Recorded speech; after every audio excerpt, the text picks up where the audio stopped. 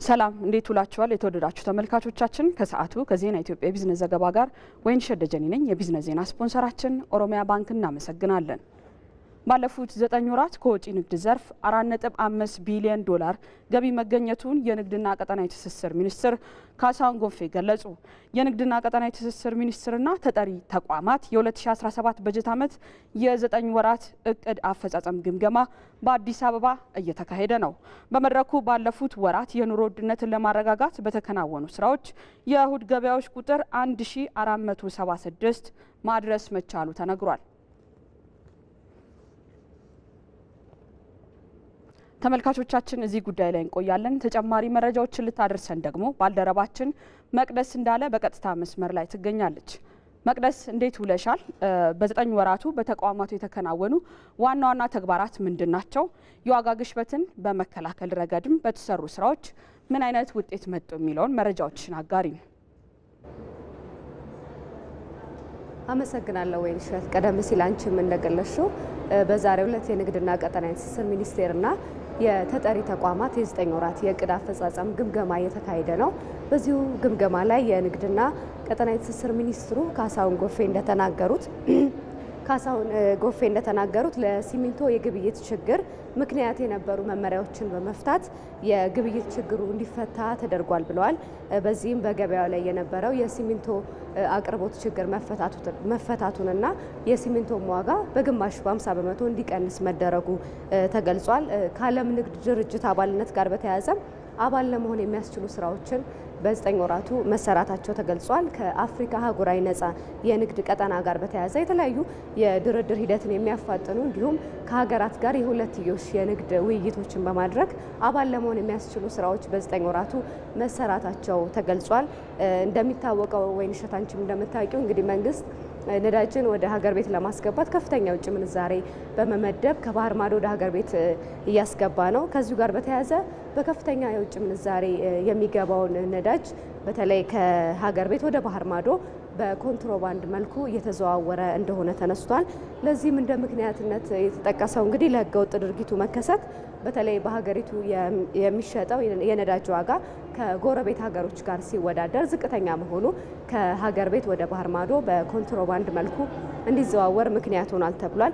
እንግዲህ በ9 ወራቱ ከወጪ ንግድ ጋር በተያያዘ ያለውን አፈጻጸም ስንመለከት 4.5 ቢሊዮን ዶላር የተለያዩ ምርቶችን ወደ ባህር ማዶ በመላክ ገቢ መገኘቱ ተገልጿል። እንግዲህ የኑሮ ውድነቱን አንቺም ቀደም ሲል እንደተናገርሽው የኑሮ ውድነቱን ለማረጋጋት ረገብ ለማድረግ በተከናወኑ ስራዎችም በተለይ የእሁድ ገበያዎችን ቁጥር በመጨመር በ9 ወራቱ 1476 ማድረስ መቻሉም ተነስቷል። ለአሁን ያለኝ መረጃ ይሄ ነው። አመሰግናለሁ። ባልደረባችን መቅደስ እንዳለ ለሰጠሽን መረጃ እናመሰግናለን። መልካም ቀን ይሁንልሽ። እንቀጥላለን።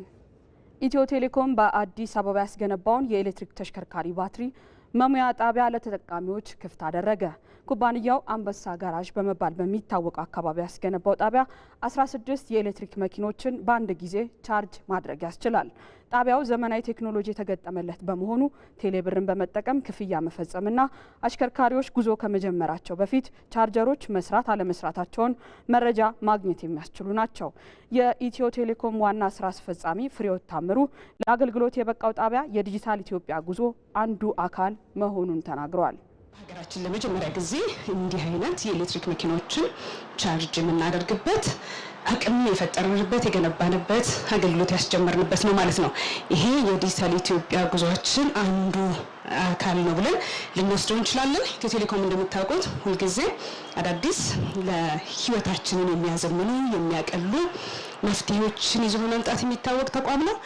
ይሄም የዚሁ አንድ አካል ነው ብለን ልንወስደው እንችላለን። ስለዚህ ኤሌክትሪክ መኪኖችን ቻርጅ የምናደርግበት ስቴሽን መገንባቱ ብቻ ሳይሆን ደግሞ ሞደርን ላይፍ ስታይል አይደል እየተለማመድን ያለንበትም ነው ብሎ መውሰድ ይቻላል። ጣቢያው 24 ሰዓት የሚሰራ ሲሆን እንደ መኪናው ሞዴልና የባትሪ አቅም በሰከንድ 1 ኪሎ ሜትር የሚያስኬድ የኤሌክትሪክ ኃይል ቻርጅ ማድረግ ያስችላልም ተብሏል። በአዲስ አበባ ሁለተኛ ጣቢያውን ስራ ያስጀመረው ኩባንያው አገልግሎቱን በሌሎች ከተሞችም ጭምር እንደሚያስፋፋ ተገልጿል። 16 እንደዚሁ መኪኖችን በተመሳሳይ ሰዓት ቻርጅ የምናደርግበትን አቅም ገንብተናል ማለት ነው። ወይም ደግሞ የኤሌክትሪክ ቻርጂንግ ስቴሽን ገንብተን ለስራ ማብቃታችን ወይም አገልግሎቱን መጀመሩን ላበስራችሁ እወዳለሁ ነው። በአዲስ አበባ ብቻ ሳይሆን በሌሎችም ከተሞች ይሄንን የኤሌክትሪክ ቻርጂንግ ስቴሽን ማስፋፋት ከፍተኛ ጠቀሜታ እንዳለው እንግዲህ በአጭር ጊዜ በ2 ወር ጊዜ ውስጥ በ14000 መኪናዎች አጠቃቀም ኢምፓክቱን ያየነው ይመስለኛል ማለት ነው። ይሄን ስቴሽን ማስፋፋታችን ግለሰቦች እንደ ግለሰብ ከመጠቀማችሁ እኛ እንደ ተቋም ከማቅረባችን ባለፈ ሰፋ እያለ ሲሄድ ሀገራዊ ፋይዳው በጣም ከፍተኛ ነው የሚሆነው የሚለውን ለመግለጽ እወዳለሁ። የኑሮ ውድነትና ህገወጥ ንግድን ለመከላከል በትኩረት እየሰራ መሆኑን የአማራ ክልል ንግድና ገበያ ልማት ቢሮ ገለጸ። ቢሮው ባለፉት 9 ወራት ባከናወናቸው ተግባራት ዙሪያ ለመገናኛ ብዙሃን መግለጫ ሰጥቷል። መግለጫውን የሰጡት የቢሮ ኃላፊ ዶክተር ኢብራሂም መሐመድ ባለፉት 9 ወራት ተቋሙ አበረታች ተግባራትን ማከናወኑን ገልጸዋል። ሀገራዊና ክልላዊ ሁኔታውን ያገናዘበ ስራ ሰርተን የኑሮ ውድነትን ለማቃለል ጥረት ተደርጎ ነበር። ባለፉት 9 ወራት ከተቋም ግንባታ አኳያ አገልግሎት እንደሚሰጥ ተቋም አቅም በመገንባት ምቹ የስራ ሁኔታ በመፍጠር በቴክኖሎጂ የተደገፈ ቀልጣፋ አገልግሎት በመስጠት ተቋሙ ከነበረው የተወሰነ እርምጃ ወስደን መሻሻሎችም አይተናል ማለት። ኃላፊው በክልሉ የኑሮ ውድነትን ለመከላከል የእሁድ ገበያዎችን የማጠናከርና ህገወጥ ንግድን የመከላከል ስራዎች እየተሰሩ ነው ብለዋል። የህብረት ስራ ማህበራትን የመደገፍ ስራዎችም እየተሰሩ ስለመሆኑ አንስተዋል። ሸማች ህብረት ስራ ማህበራት ዩኒየኖች የካፒታል እጥረት አለባቸው። የራሳቸው ካፒታል በጣም ዝቅተኛ ነው።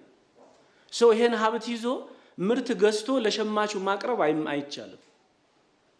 እኛ ያደረግነው ምንድነው? ከክልል ተቋማት ጀምሮ ዞኖች፣ ከተሞች፣ ወረዳዎች ካላቸው በጀትና ከሌሎቹ የሀብት ምንጮች ተጠቅመው ተዘዋሪ ብድር እንዲያቀርቡ በአመቱ ውስጥ የሚመለስ በአመቱ መጨረሻ የሚመለስ ተዘዋሪ ብድር እንዲያቀርቡ በሰፊው ስራ ተሰርቷል። ወደ 1.1 ቢሊዮን ብር ለዚህ ስራ ተመቻችቷል። በዚህ አመት በስፋት የሰራነው ስራ ተብሎ ከተወሰደ አንዱ ይሄ ነው። የኢትዮጵያ የባህል አልባሳት እንደ ሌሎች የአፍሪካ ሀገራት ዘወትር እንዲለበስ ለማድረግ የሚሰሩ ባለሙያዎች ቁጥር እየጨመረ ይገኛል። ሪፖርተራችን መቅደስ እንዳለ ለኢትዮጵያ አየር መንገድ የበረራ አስተናጋጆች ጭምር የባህል አልባሳትን በማዘጋጀትና ባህላዊ ልብሶችን በዘመናዊ መልኩ በመስራት ተቀባይነት ያገኘን የአንድ ተቋም ተሞክሮ ቃኝታለች። ዝርዝሩን ከፋሽን ባለሙያ አንደበት እንከታተል። ስሜ እጅጋየሁ ኃይለ ጊዮርጊስ ይባላል። በሙያዬ ዲዛይነር ነኝ። ካምፓኒ እጅግ ጥበብ ይባላል። ልብስ ላይ ነው የምንሰራው እና የዚህ ካምፓኒ መስራችና ባለቤት ነኝ። ከዚህ በፊት በጣም ለብዙ አመታት በፋሽን ዲዛይኑ ኢንዱስትሪ ላይ ነበር የነበርኩት። አሁን ግን ካለፈው 6 አመት ወደዚህ ወደ ጋርመንቱ ተቀላቅያለሁ። ግን ሁሉ ብዙ ስራዎች ፎከስ የሚያደርጉት የኛ የባህል ልብስ ላይ ነው፣ በዘመናዊ መልኩ ለመስራት ማለት ነው። የሁል ጊዜ ተለባሽ እንዲሆን እነኝህን ጨርቆቻው እንደ ማንኛውም ፋብሪክ በሽመና ነው የምንሰራቸው። እያዘጋጀን ነው አሁን። እሱ ነው በፎከስ አድርገን የምንሰራው። ኢትዮጵያ ታምርት ተብሎ መንግስትም ከተነሳ ትኩረት እናገኛለን የሚል ተስፋ ነው ያለን። ደሞም አግኝተናል። በኤግዚቢሽኖችና ምርቶቻችንን እንድናሳይ ያለው ችግር ምርታችን ላይ እንድናተኩር ድጋፍም አለ። እኛም ደግሞ መነሳሳት ፈጥሮብን ወደ ውጭ ገበያ እንድንቀላቀል በጣም ነው ድጋፍና ጥረት የሚደረግልን። ይሄ የምታዩትም ሼድ በእውነት ከመንግስት በኪራይም ቢሆን ያገኘ ነው የመስሪያ ቦታ ነው። ይሄ ራሱ ቀላል ነገር አይደለም እና ልዩ ልዩ ስልጠናዎች ይኖራሉ እና ለካምፓኒያችን በጣም ትልቅ ድጋፍ ተደርጎልናል።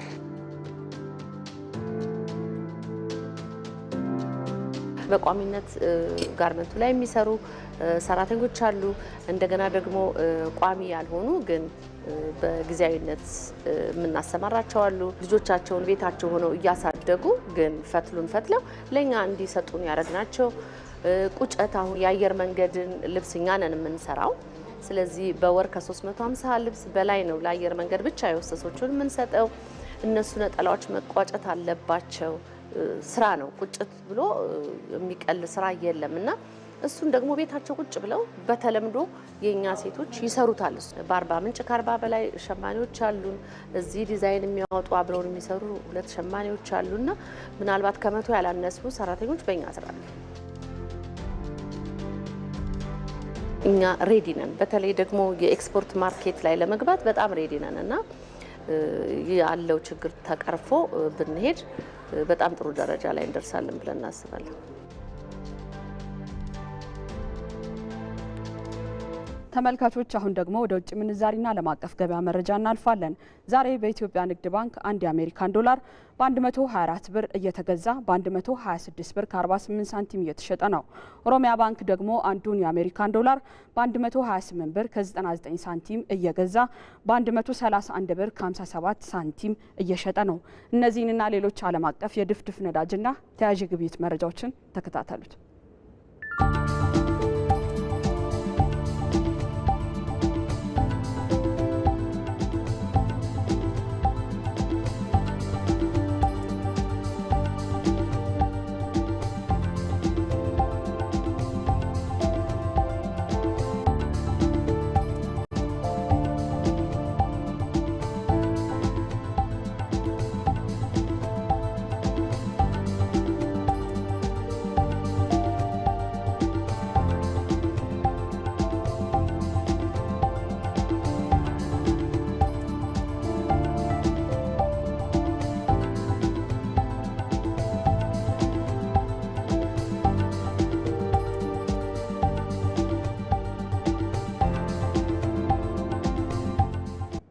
ተመልካቾች ለሰዓቱ የነበረን የዜና ኢትዮጵያ ቢዝነስ ዘገባ ይህን ይመስል ነበር።